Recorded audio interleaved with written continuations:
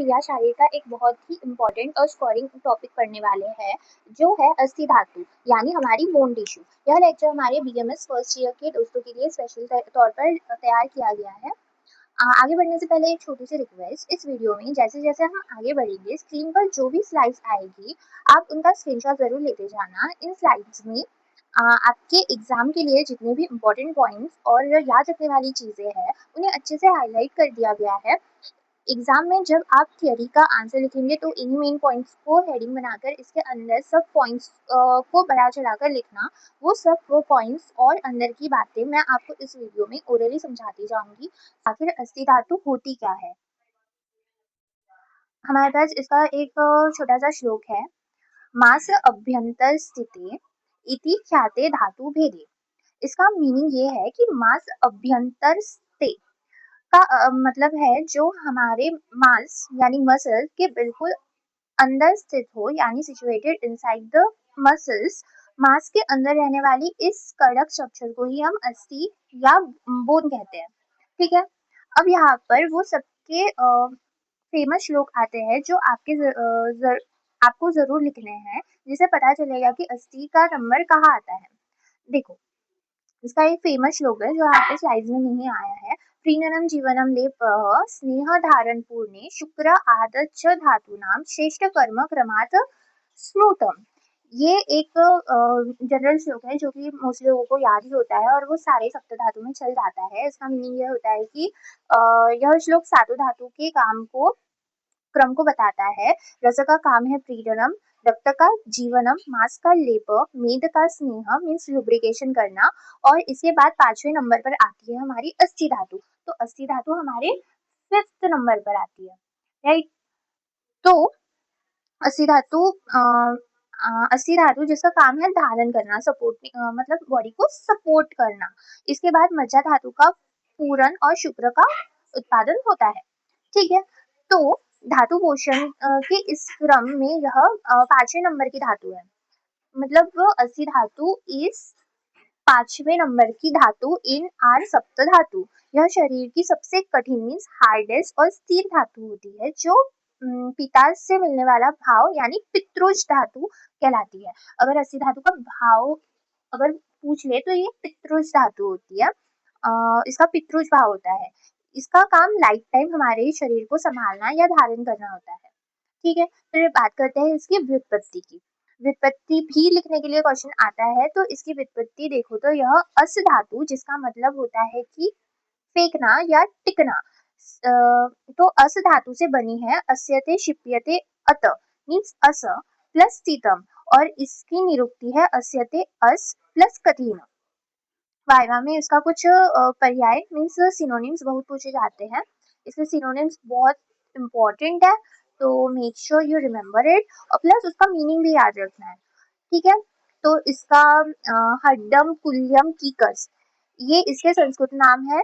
सार, सार मतलब इसेंस या सबसे ताकतवर, क्योंकि यह हमारे शरीर की सर्वाधिक बलवान धातु है। ठीक है, करकर, करकर का मतलब होता है एकदम कठोर या खुरदुरा।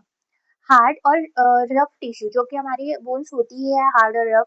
मेदोज या मेदोस्टेज, मेदोज यानी मेद से जन्मा हुआ। ठीक है, मेदोज यानी मेद से जन्मा हुआ। तो क्योंकि यह मेद धातु के तेज भाग से बनती है, तो अस्थियां हमारे मेद धातु के तेज भाग से बनती है, इसलिए इसको मेदोज या फिर मेदोस्टेज बोला जाता है। ठीक है, नेक्स्ट, धातु शरीर में जिन रसों से होकर अपना काम करती है उन्हें हम अस्थिवह स्रोतस कहते हैं। ठीक है, तो आचार्य चरक ने इनके दो मूल स्थान बताए हैं। मतलब मूल स्थान मतलब मेन सेंटर्स या फिर रूट बोल सकते हैं हम। तो इसका एक बहुत ही इम्पोर्टेंट श्लोक है जो कि हमें याद ही करना है, वो है कि अस्ति वहानाम स्रोतसाम मेदह मूलम जंघन च। यहाँ पे दो वर्ड्स आए हैं, मेद और जंघन। ठीक है, तो इसका मीनिंग यह है कि अस्थिवह स्रोतस के दो रूट्स है। पहला मेद धातु, मेद धातु मतलब फैट टिश्यू, और दूसरा जांघन। जांघन जांघन प्रदेश मतलब यह हमारा पेल्विक रीजन होता है, हिप एरिया होता है। ठीक है, तो अब यहाँ एक बड़ा ही लॉजिकल सवाल आता है कि हड्डियों के लिए बनने वाले रस्ते यह क्यों ज़रूरी होते हैं, मतलब स्रोतस क्यों ज़रूरी होते हैं? सोचो, हड्डी तो एकदम ठोस और सॉलिड और स्थिर होती है।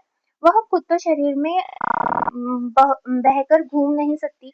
इसलिए हड्डियों के पोषण के लिए उनको न्यूट्रिएंट्स को और वेस्ट प्रोडक्ट जैसे जिसको मल कहते हैं को लिक्विड फॉर्म दैट इज द्रव्य रूप में ले जाने के लिए इस चैनल का या मार्ग की सबसे ज्यादा जरूरत होती है।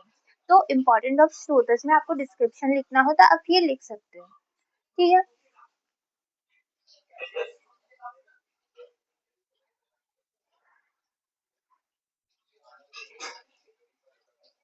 अब हम देखेंगे कि अस्थिवर स्रोतस की आवश्यकता।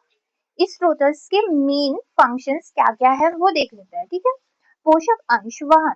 सबसे पहले तो रस और मेद में से हड्डियों के काम की चीजों को ट्रांसपोर्ट करना, ये उसका पहला काम होता है अस्थिवर स्टोटस का। देन सेकेंड इज अस्थि निर्माण। हमारी जो अस्थि अग्नि होती है जैसे वो स्पेसिफिक फायर होती है उसकी मदद से सॉलिड हड्डियां तैयार होती है। ठीक है। तो अस्थि अग्नि से एक पूरी हमारी बोन तैयार होती है। ठीक है। उपधातु और मल बनाना। अभी यह दांत, बाल और लोम और नाखूनों तक न्यूट्रिशन पहुंचाती है। ठीक है। तो अस्थि धातु का अस्थिवर स्रोतस के कार्यों में यहाँ पे हमारे जो दांत है, बाल है, नाखून है, उनको न्यूट्रिशन प्रोवाइड करने का काम भी अस्थिवर स्रोतस ही करता है। और अस्थि धातु के मल भी यही है। दांत, केश, दंत, केश, लोम, नख, ये अस्थि धातु के मल है। अब एक बहुत ही इंटरेस्टिंग और सीक्रेट कंसेप्ट समझते हैं। अस्थिधरा कला का रहस्य। अस्थि धरा कला क्या होता है? ठीक है। अगर आप ओरिजिनल संहिता पढ़ेंगे तो वहाँ अलग से अस्थिधरा कला नाम की कोई झिल्ली या मेम्ब्रेन नहीं लिखी है। लेकिन हमारे टीकाकार आचार्य डल्हन ने शिशु संहिता पर कमेंट करते हुए एक बहुत बड़ी बात साफ की है। उसके लिए एक श्लोक भी आता है, या एव कला पुरीशधरा सा एव अस्थिधरा।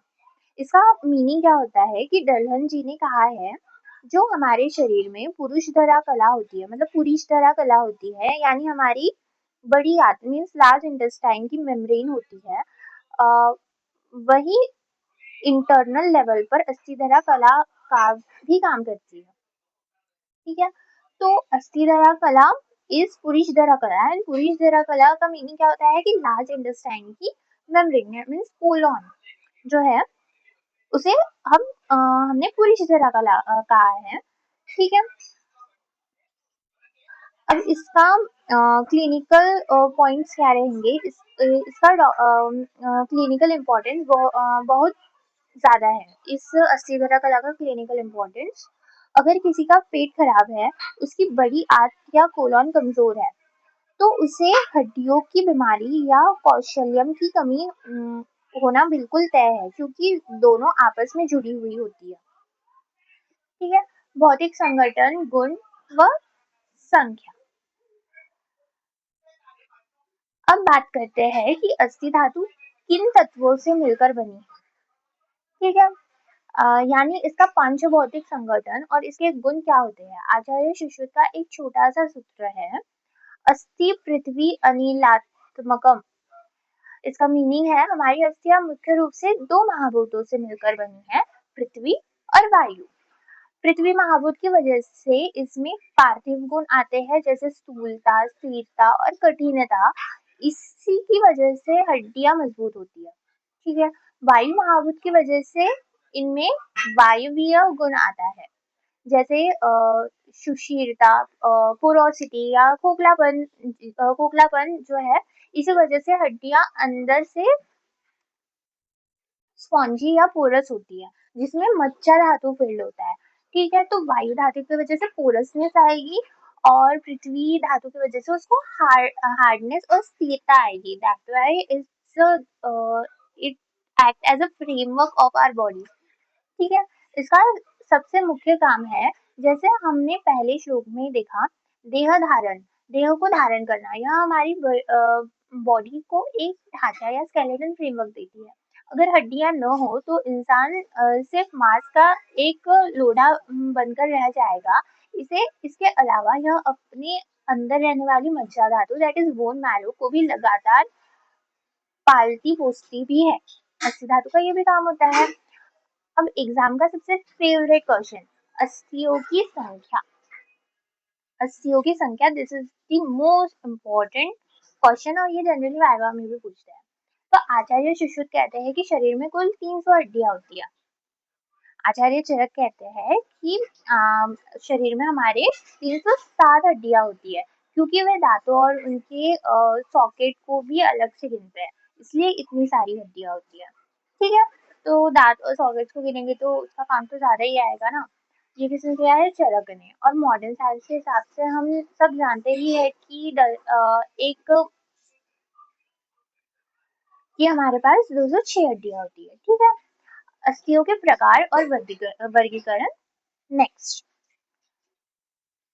चलिए अब देखते हैं कि हमारे आचार्यों ने हड्डियों को कितने प्रकार में बांटा है। ठीक है। इसे दो तरीके से क्लासिफाई किया गया है। सबसे पहले तो आकार अनुसार। तो आकार अनुसार अस्थियों को 5 टाइप में क्लासिफाई करा गया है। ये रचना शरीर में भी आपको अस्थि धातु में आता है। ठीक है। सबसे पहले आएगी नलक अस्थि। नलक अस्थि मीन्स लॉन्ग बोन। ये नाली जैसी गोल और बीच से खोखली होती है।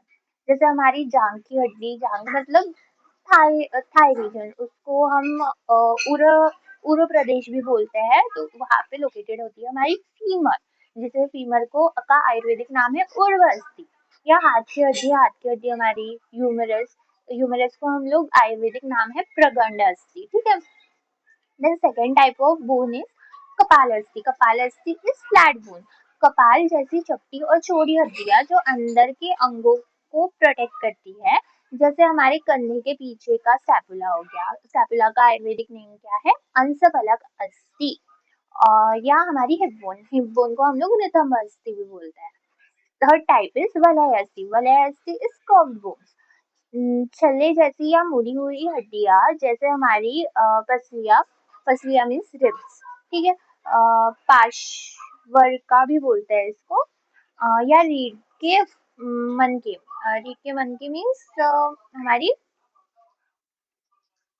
वर्टिबल कॉलम, वो उसे हम कशेरुका भी बोलते हैं। देन फोर्थ टाइप ऑफ अस्थि इज रोचक अस्थि। रोचक अस्थि मीन्स टीथ बोन। ये हमारे दांत है जो खाने को चबाने के काम आते हैं और भोजन में एक रुचि भी पैदा करते हैं। ऐसे आप लिख सकते हो इसके डिस्क्रिप्शन में। अगर एलएक्यू के लिए क्वेश्चन आया तो आपको इसका डिस्क्रिप्शन भी लिखना पड़ेगा। That's why I am explaining each and everything, ताकि आप लिख पाओ आपके एग्जाम में। तरुणास्थि। तरुणास्थि इज कार्टिलेज। ये एकदम सॉफ्ट, कोमल और लचीली होती है। जैसे हमारे कान का बाहरी हिस्सा ईयर पिन्ना बोलते हैं उसको हम लोग। ईयर पिन्ना को आयुर्वेदिक नाम क्या है? कर्णपालिका। अम, और हमारे नेजल सेप्टम का आयुर्वेदिक नाम है नासापालिका। ठीक है।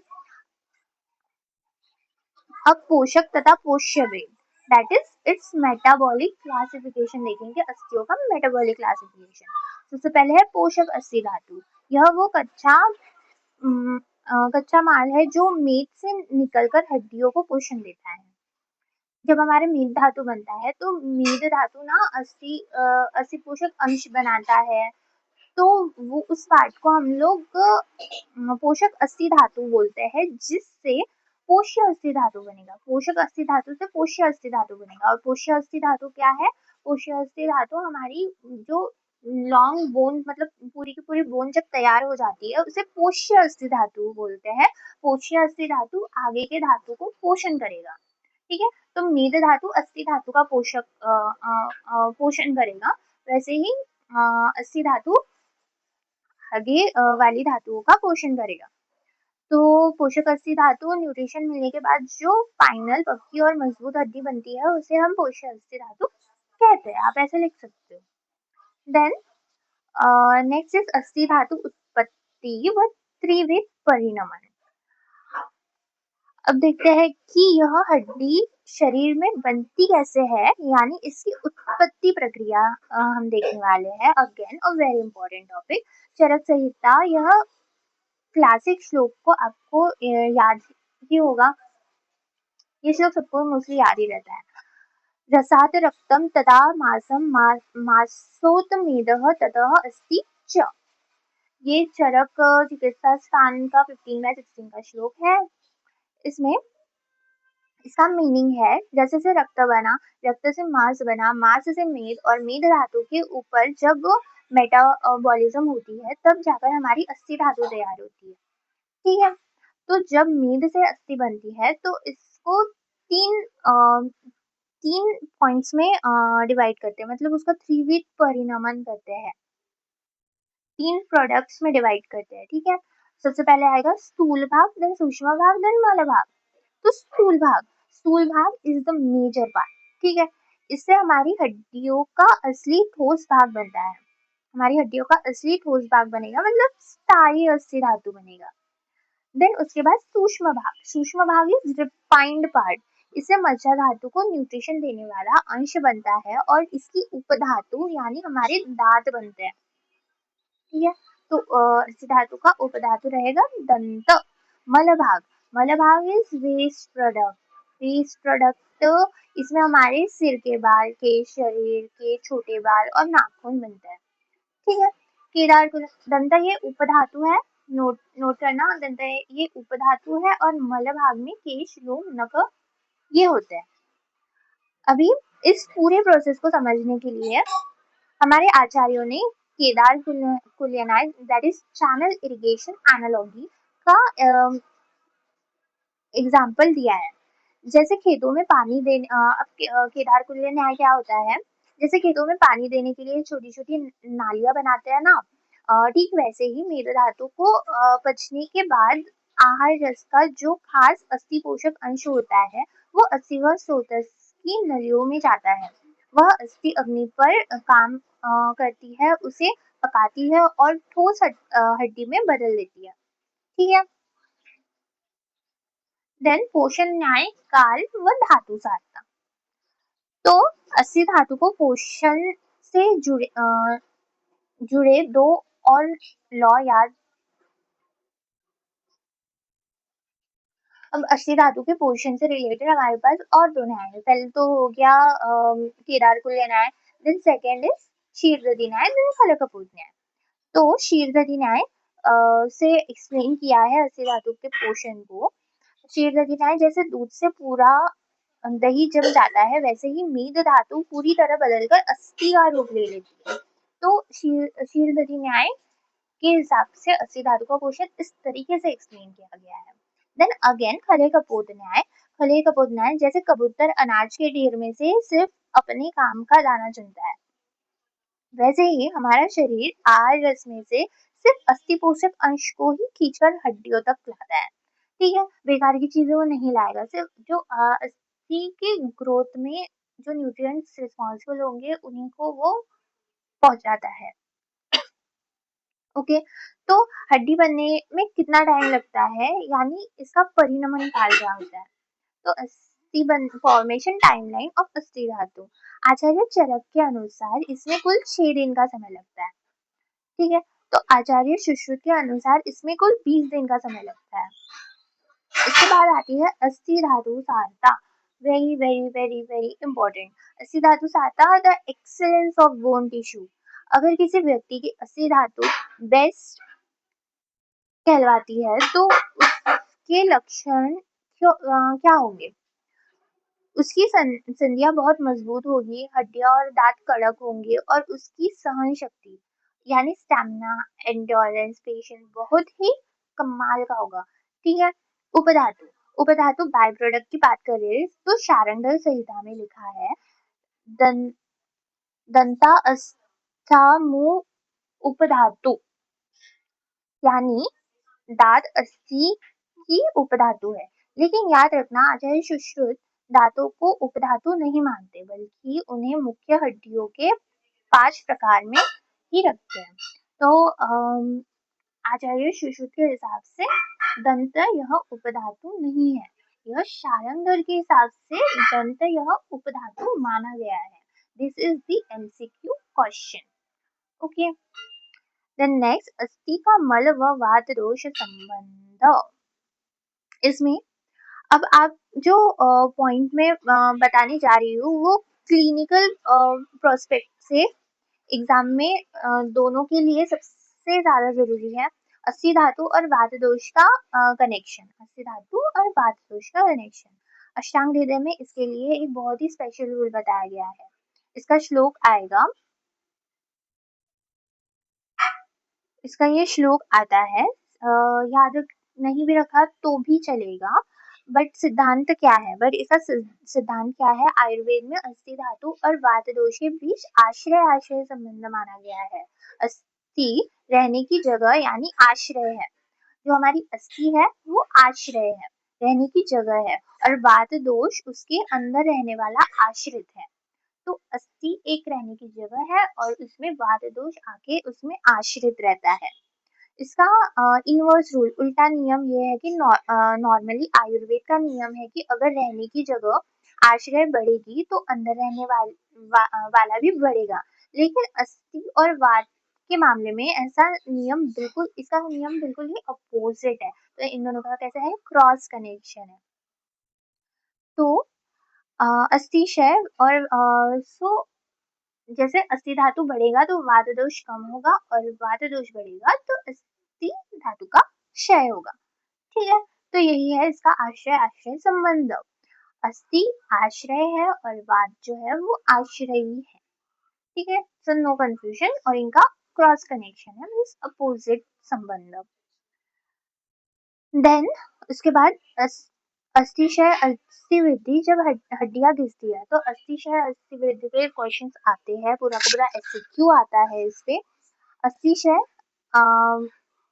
वात वृद्धि, जब हड्डियां घिसती है तो कमजोर होती है, तो उनके अंदर का खाली स्पेस बढ़ जाता है और उस खाली जगह को वायु यानी वात दोष बहुत ज्यादा वात दोष बढ़ जाता है। जैसे ओल्ड एज में ऑस्टियोपोरोसिस होना, अस्थि वृद्धि वात क्षय, जब हड्डियां बढ़ती है तो वात दोष कम हो जाता है। ठीक है, इसके मलों की बात करें तो सिर के बाल, केश, शरीर के रोम, लोम, दाढ़ी, मूछ और नाखून, इसके वेस्ट प्रोडक्ट्स है, तो ये सारे इसके मल रहेंगे। चिकित्सा दृष्टिकोण, ट्रीटमेंट, चिकित्सा सूत्र, क्योंकि दोनों का रिलेशन उल्टा है इसलिए हड्डियों के इलाज में हमेशा वात को शांत करने वाली और हड्डियों को ताकत देने वाली दवाइयाँ एक साथ दी जाती है। जैसे तिक्त घृत, कड़वी जड़ी बूटी से पका हुआ घी पिलाना और वसी चिकित्सा दैट इज एनिमा देना, इसमें बेस्ट रिजल्ट देता है। This is the treatment point of view, आप लिख सकते हो। देन अस्थि क्षय के लक्षण, again a very important point. और अब मान लीजिए किसी पेशेंट में अस्थि धातु की कमी हो गई है, यानी अस्थि क्षय दैट इज बोन डिफिशियंसी हो गई है, तो क्या क्या लक्षण दिखेंगे उस पेशेंट में। आचार्य सुश्रुत यह सूत्र देखिए, अस्थि क्षय अस्थि शूलम दंत नख भंग रोक्षम च। लक्षणों का आसान,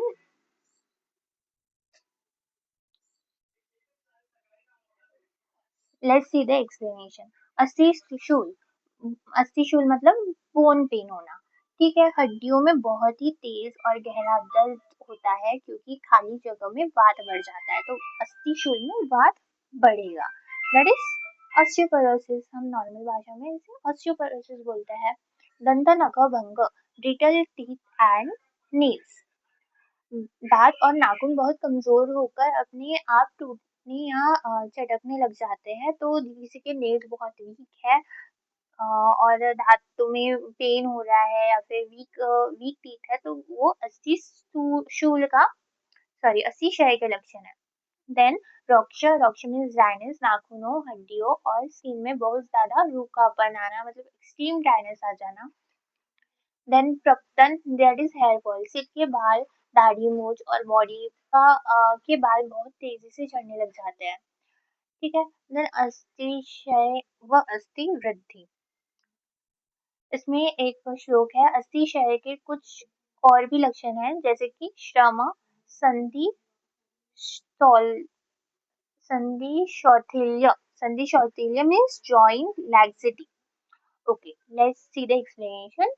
श्रम दैट इज फटीग, पेशेंट थोड़ा सा भी काम करेगा तो बहुत जल्दी थक जाएगा क्योंकि उसके शरीर का ढांचा ही अंदर से वीक हो गया है। ठीक है। संधि स्थौल्य मीन्स जॉइंट लैक्सिटी, जोड़ों में ढीलापन आ जाता है, जॉइंट स्टेबल नहीं रहते और चलने में पैर डगमगाते हैं। ठीक है। अ, अब इसके बिल्कुल अपोजिट कंडीशन देखते हैं, यानी अस्थि वृद्धि that is bone hypertrophy that is excessive growth. अगर शरीर में एक्स्ट्रा न्यूट्रिशन की वजह से हड्डियां जरूरत से ज्यादा बढ़ जाए तो आचार्य सुश्रुत कहते हैं कि अस्थि अध्यस्तिनी अधिदंताच। एक श्लोक है अस्थि वृद्धि का, you can learn it, it is very easy. देन इसके सिम्टम्स दिखता है दैट इज लक्षण। अध्यस्ति मीन्स बोन सफर, जो हमारी नॉर्मल हड्डी है उसके ऊपर एक और एक्स्ट्रा हड्डी की गांठ या फिर प्रोजेक्शन निकलने लगता है जिसे हम बोन सफर कहते हैं। अधिदंत इज एक्स्ट्रा टीथ, जिसे हम हाइपरडोंटिया भी कहते हैं। नॉर्मल दांतों के अलावा मसूड़ों में से या दांत के ऊपर एक और एक्स्ट्रा दांत का निकल आना उसे हम अधिदंत कहते हैं। ये अस्थि वृद्धि का लक्षण है।